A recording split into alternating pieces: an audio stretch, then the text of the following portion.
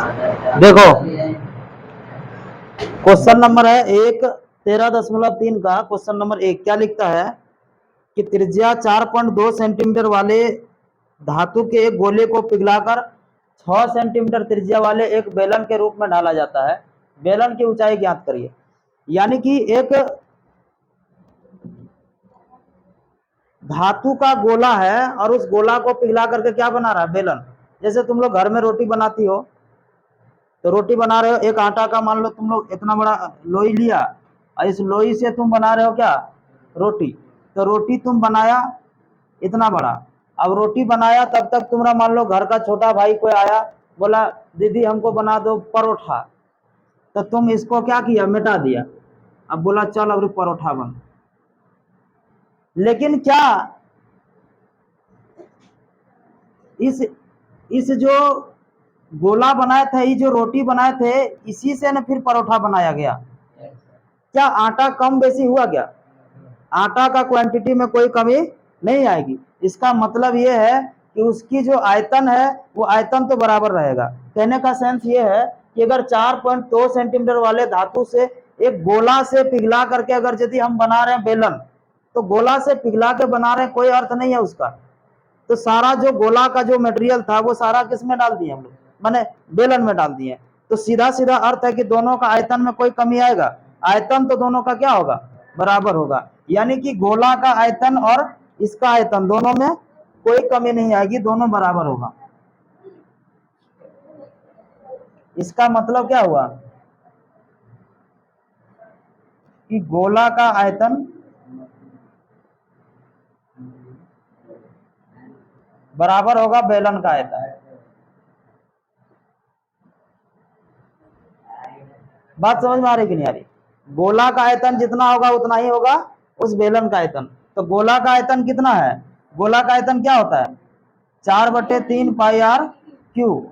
और बेलन का क्या होता है, पाई आर स्क्वायर एच। बात को समझना। पर इसका जो त्रिज्या है, गोले की त्रिज्या, गोले की त्रिज्या कितना है, इसका त्रिज्या है, इसको हम आर से इंडिकेट कर दिए है 4.2। और बेलन का त्रिज्या कितना है, बेलन की त्रिज्या इसको हम बड़ी आर से इंडिकेट कर दिया, ये है 6 सेंटीमीटर। बात समझ में आ रही है? दोनों अलग अलग है। हाँ, 4/3 पाई आर। अच्छा यहाँ पे ना, यहाँ बढ़िया, ठीक है। तो अब इसको दोनों तरफ पाई पाई है, दोनों तरफ पाई पाई कट जाएगा, पाई दोनों तरफ काट देते हैं, पाई दोनों तरफ कट गया। यहाँ क्या है 4/3 और आर का वैल्यू इसका कितना है 4.2 गुना 4.2 गुना 4.2। इधर हो जाएगा आर कितना 6 गुना 6 गुना एच। ऊंचाई ज्ञात करना है कि ऊंचाई कितना होगा इसका, ये ऊंचाई निकालना है इस बेलन की। तो बेलन की ऊंचाई निकल जाएगी, इसको डायरेक्ट हम लोग यहाँ ले आएंगे नीचे। इसको पहले और थोड़ा सॉल्व कर लेते हैं। 4/3 इसको 42/10 लिख देता, आपको कोई कष्ट नहीं होनी चाहिए, इसको भी नहीं होना चाहिए और इसको भी नहीं होना चाहिए। अरे बात समझ में, इसको काट सकते हैं, काटिए। 3 एकम 3, 3 एकम 3, 3 चौक 12, 14 में कट जाएगा।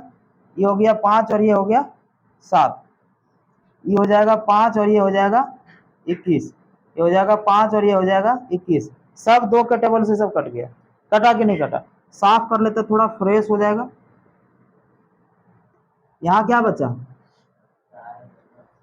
4 गुना 7 और गुना 21 गुना 21 बटे 5 गुना 5 गुना 5 बराबर है 6 गुना 6 गुना एच। अब देखो एक काम और कर सकते हैं, ये जो है ऐसे क्रॉस गुना होगा, ठीक है ना। तो क्रॉस गुना होगा तो क्या करना पड़ेगा, या तो फिर ऊपर ऊपर काट सकते हैं, ऊपर ऊपर कटता है, बात को समझना। जैसे 6 के टेबल से यहाँ अगर कट रहा है ये तो कट जाएगा, आराम से इसको काटा जा सकता है। इसको 6 से अगर ये कट रहा है, किस 3 से कटेगा ना, 3 से दोनों, तो 3 से कट जाएगा, 3 से काट दो, 3 दूनी 6 और 3 सते 21, 3 दूनी 6, 3 सते 21। अब 2 एकम 2 और 2 दूनी 4, 2 एकम 2 और 2 से 2 कट गया ना सारा। ऊपर क्या बचा 7 गुना 7 गुना 7 और नीचे बचा 5 गुना 5 गुना 5 बराबर h। तो h का वैल्यू कितना होगा 7 सते 49, 49 को 7 से गुना कर देंगे तो कितना आएगा 343 बटे 125, यही आएगा ना। 5 बचे 25, 25 पंचे 125। h का वैल्यू कितना आएगा, इसको काट कूट के देख लो जो भी आएगा, भाग दे दीजिए। चलिए देखिए, देखो क्या कह रहा है इस बार फिर से वही सवाल है कि 6 सेंटीमीटर 8 सेंटीमीटर और 10 सेंटीमीटर त्रिज्या वाले धातु के 3 ठोस है, 3 ठोस गोला छोटा छोटा, और तीनों को पिघला करके एक बड़ा बनाया जा रहा है, ठीक है ना। तो फिर से वही कंडीशन होगा, मान लीजिए एक छोटा गोला है और एक इससे थोड़ा और बड़ा है और इससे थोड़ा और बड़ा है, और ये तीनों को मिला करके एकम समेट दिए और एक बड़ा गोला बना रहे हैं, ठीक है ना, एक बड़ा गोला बना रहे हैं। तो तीनों का आयतन जितना होगा, ये तीनों का आयतन मिला करके नया आयतन बनेगा। बात समझ आ रही। तो इसका तीनों का आयतन जो होगा वही निकालना हम लोग को, तीनों का आयतन निकाल लेते हैं। तो लिखेंगे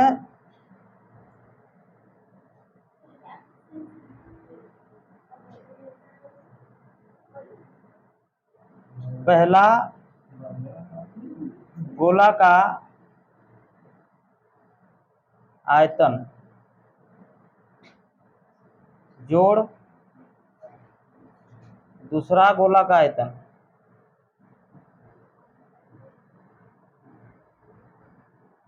और तीसरा गोला का आयतन, ये तीनों गोला का आयतन जितना होगा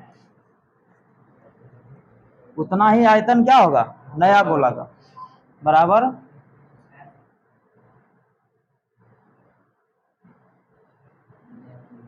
नया गोला का आयतन। तो एक बात होता, पहला गोला का आयतन कितना हो जाएगा,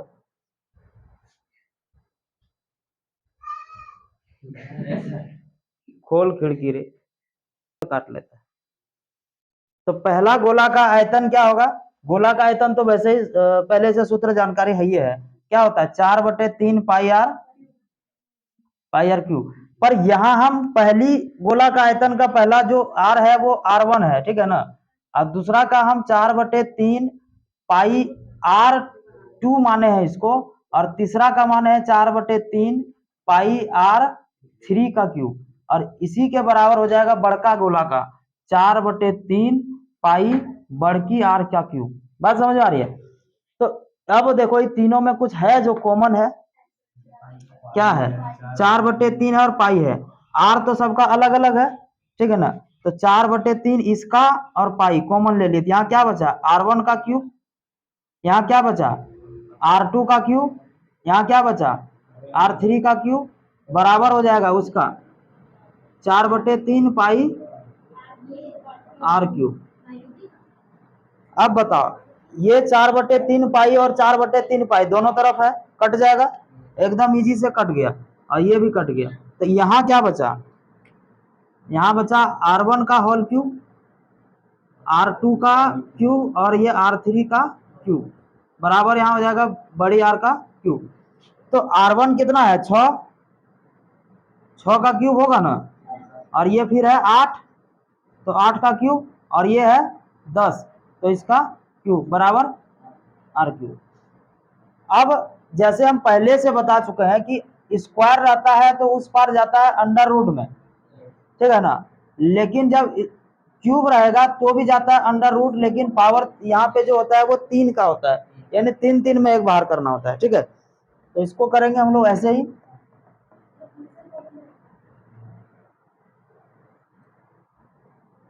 जैसे r3 अगर लिखेंगे, r अगर लिखेंगे तो ये अंडर रूट इधर लिखना पड़ेगा हमको, 6 का क्यूब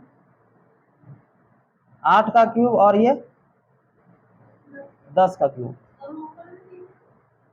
हाँ यहाँ पे 3 देना पड़ेगा, तो 6 3 को है तो 3 को 6 का वैल्यू क्या हो जाएगा 6 गुना 6 गुना 6 कितना होता है 36, और 36 को फिर 6 से करिएगा 216, तो 216 प्लस 512 प्लस 1000, तीनों को जोड़ देंगे क्या हो जाएगा, तीनों को जोड़ देंगे तो हो जाएगा 1728। होगा कि नहीं होगा, देखो 6 2 8, 1 और 1 2, 2 और 5 7, और 1 यहाँ पे है ना 1728।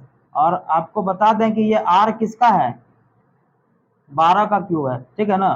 तो 12 गुना 12 गुना 12 करेंगे तो आ जाएगा, तो बड़की r कितना हो गया 12 सेंटीमीटर। चलिए